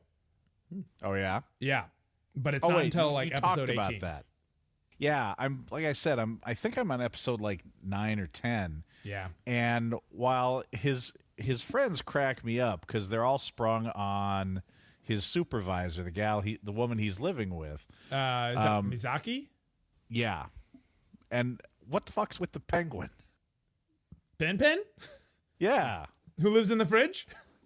yeah. Dude, I have no idea. We'll get Mitch on here. Mitch actually led a panel at Anime Expo, or was on a panel at Anime Expo about Neon Genesis Evangelion. That's right. I like remember way telling us back in about the that. day. Yeah. So Really? we should get Mitch on here and have him explain it to us so we can understand. Oh, this will be a whole nother podcast. There's a Yeah. lot to unpack here. Yeah. Well, Stay schedule tuned, that one everybody. farther out because I still got, like I said, once Mo has got a little more time in their schedule for us to get caught up on the show, we'll It's do on. that. That's awesome. Yeah. Brian, what are you into right now in the little time you have between work? Yeah. So I'm working 60 to 70 hour weeks. It's pretty nuts. But I'm slowly getting through Assassin's Creed Valhalla, like Bryce was saying. Dude, this guy played this game for a month and a half, and the other day 7, he 8 finally hours. got the actual opening title sequence. Yeah. It's all prelude. I'm pretty What? close to 8 hours, and it finally came up to the The title finally title showed on the sequence. game. Yeah. I was like, holy Holy shit, this was all balls. prelude. This is fucking rad. The game's gorgeous. And I recently got a new TV and plugged it all in like fancy 4K style, and like it's beautiful. And the gameplay is pretty good. The story's good so far. I'm really enjoying it. I just have zero time to play when I can. And then so yeah, playing that. I keep thinking about playing Miles Morales because I have it and it's right there, but I haven't played Spider-Man first. But I've seen Which Bryce I've play been a bunch playing lately, and Yeah. it's really good. Yeah, so I normally don't like sitting and watching people playing video games. Like I want to join, I want to play, but that's like God of War. That's one of the ones I'll sit and watch you play, and I Yeah. have. Video game wise, that's about it. I'm really excited about all this Pokemon news coming out. We have the Diamond and Pearl remakes. We have the new Arceus. Legends Arceus. Yeah, Arceus, like the Legends, like it's feudal Japan, like years before Whoa. anything else. Yeah, I haven't watched any of this. Oh, Was there a man. Nintendo Direct or Yeah. a Pokemon It was Direct? a or- Pokemon Nintendo Yeah. Direct. Was it big old Pokemon thing. themed Nintendo Because Direct? it's Pokemon's, was it 25th? 25th anniversary. Yeah, yeah. Full disclosure, Oh. I do have one stock of Nintendo, so yeah. There is one other thing I'm doing. I can't remember if we've talked about the Outer Worlds video game. My But the- roommate is playing that game. He loves that game. I love this game. I'm not typically into the first person shooters, but Yeah, same. I powered through my discomfort with that point of view, I guess. And I really love it. And the second DLC for the game is supposed to be out by the end of the month. Awesome. And the sequel is in the works. And I mean, like I said, I don't typically play first-person shooter games because I'm terrible at them. But Same. I've invested I'm okay, more. but yeah. I've invested more than 80 hours in this game. Nice. Yeah, Wow. All right. So something's good in there. yeah, it is really awesome. Very nice. That is nuts. So Yeah. So So comic book wise, Oh, yeah, comics. I'm we read those. still reading through all the X-Men stuff. It's been great. All the Hickman era status quo stuff. The X-Men are finally starting to become the X-Men again, because before there was no X-Men. They all disbanded and just decided, like, hey, we're just part of this big old group on Krakoa, just living as mutants. But now they're like, hey, the X-Men, we were the X-Men before. Everybody keeps calling us the X-Men, even though we're not. But you know what? We really do need an X-Men team to kind of cover whatever things come up that the X-Men need to cover. So they're slowly starting to build up a new team of X-Men, which is really cool. Cool. I've heard Nice. that there's a little bit of some trouble in paradise over in Krakoa Yeah, lately too. it's- Not the usual Yes. like, oh no, things are happening, that are crazy, but like in a like very internal struggle yeah. and little factions starting to show up, even though everybody's on the same team. There's- as we do. I actually have a current topic relevant question for you about this. Okay. So I assume that you read all because for those of you who don't know, Jonathan Hickman, who's the current writer of the main X book and sort of the showrunner for the X franchise right Yeah. now. No, good term. Yeah. Yeah. Thank you. But notorious isn't the right word, but one of his I'll say trademarks in his comics is the infographic and Oh, the yeah. fact that he gives out so much information. A lot of prose.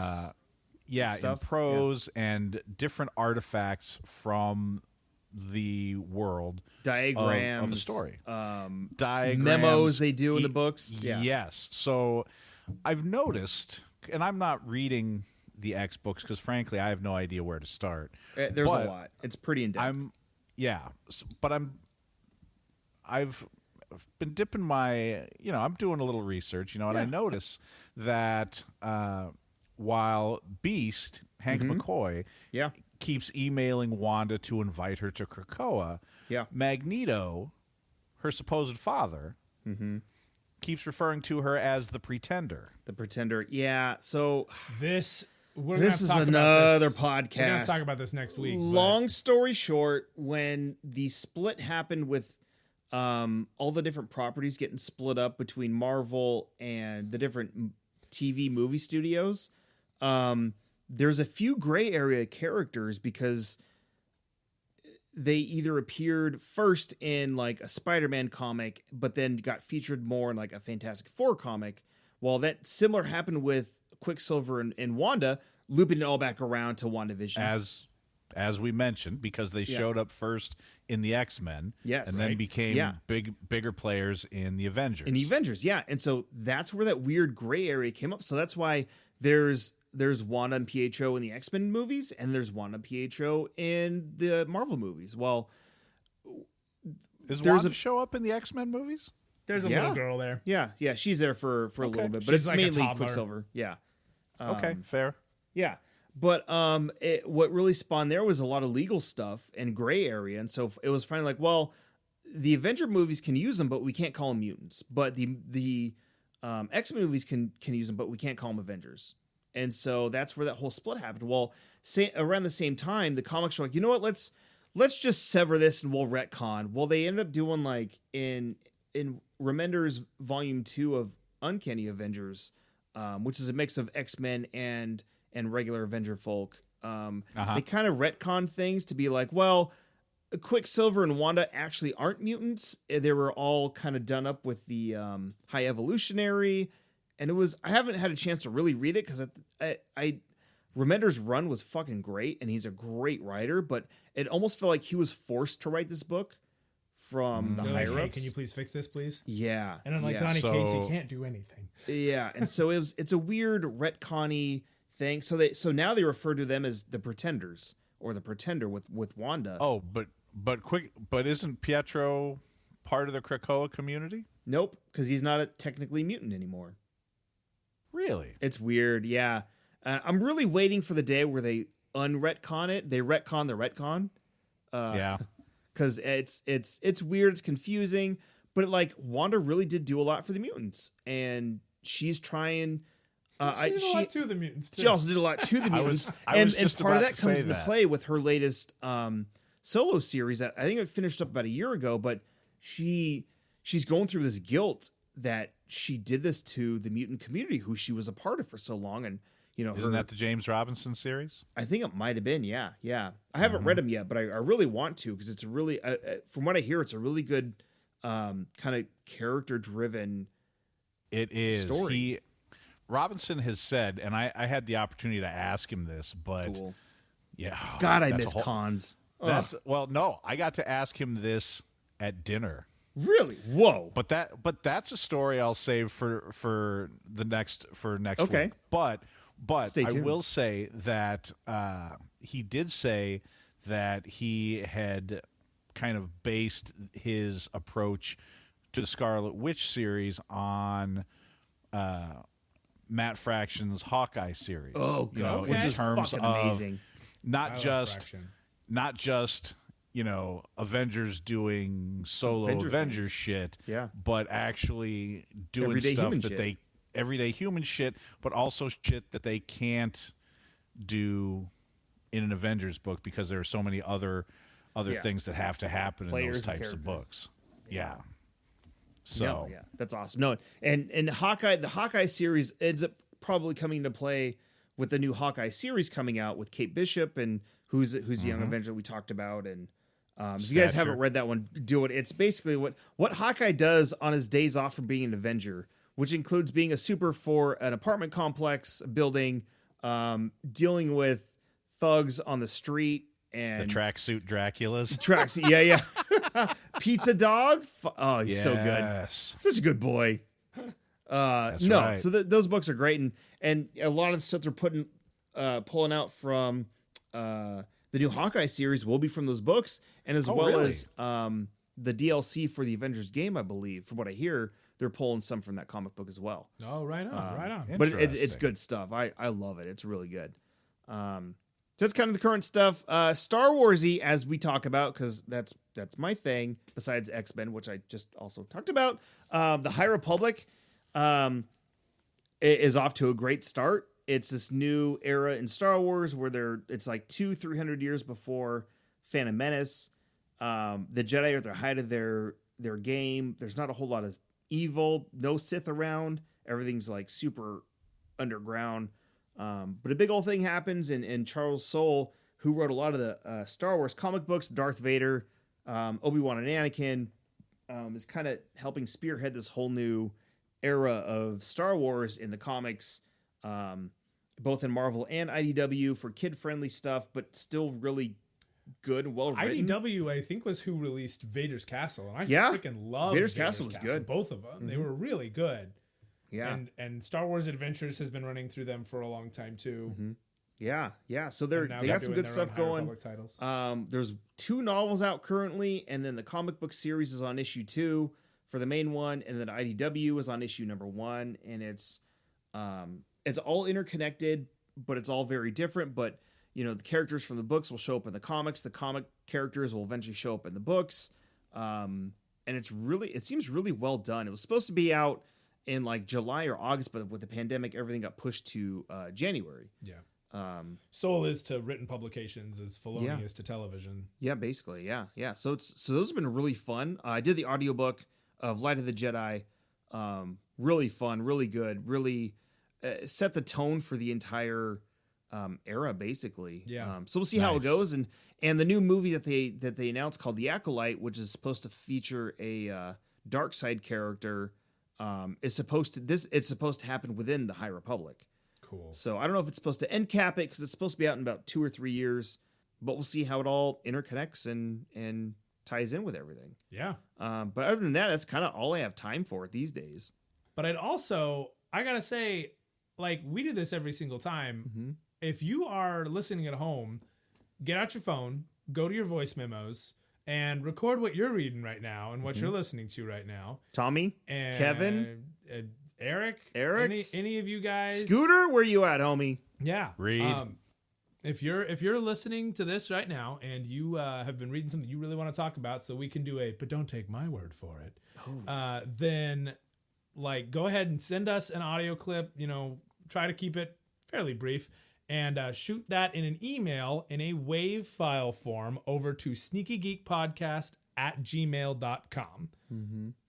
Yeah, do that. Yeah, that'll be awesome, and then we'll throw that onto one episode in the future. Yeah. Good. And then, Dave, if you got anything else you feel like you need to definitely say before we sign off here? I would like to say a few words before we sign off. Yeah. Knickerbocker, endoplasmic reticulum, cornucopia. Oh, yeah. Thank you. Well said. Wise words. Thank you. Wise words. Man. Beautiful. Well, with that, that's kind of our part 1 of our WandaVision series we got. Well, I say part 1, but we'll probably split this into 2 parts anyway. So that's like part 1 and 2 of our 3-part. Who knows? Maybe 4. I don't know. I don't want to have a 2-hour file on Spotify. Sneaky Geek is hosted by myself, Bryce Rankins, and Brian Romero. Hello. Our fact checker and historian extraordinaire, and our special guest today is Dave Ziegler.